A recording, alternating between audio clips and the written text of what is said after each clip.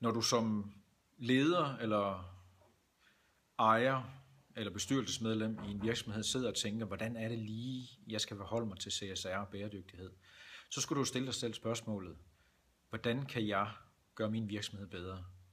Hvordan kan jeg gøre den sikrere? Hvordan kan jeg konsolidere nogle ting? Hvordan kan jeg få minimeret nogle risici? Hvordan kan jeg få minimeret nogle omkostninger? Hvordan kan jeg få nogle større indtægter? Og det er sådan set det, som det her kursus det handler om. For CSR er mange ting, og det kommer helt an på, hvilken virksomhed du sidder i, hvad det er, du skal bruge inden for CSR, fordi der er så mange forskellige håndtag, man kan skrue på. I bund og grund, så er det jo faktisk det, der udvikler virksomheden. For mig er det vigtigt, at en virksomhed, der arbejder med CSR og bæredygtighed, også tjener nogle penge på det. Man kan faktisk godt være god ved verden og stadigvæk tjene penge, og faktisk tjene flere penge.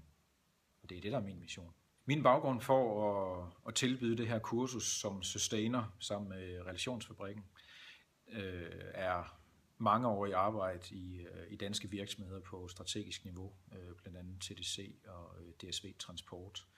Så rent teoretisk så har jeg også taget både en cand.merc og en MBA med fokus på bæredygtighed.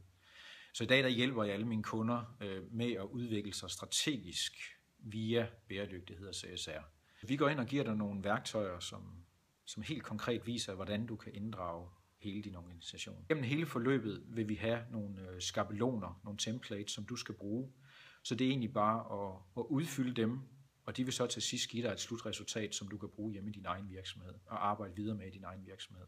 Så du bliver fuldt i processen hele vejen. Uanset hvilken branche du er i dag, så er det det, man kalder en first mover advantage.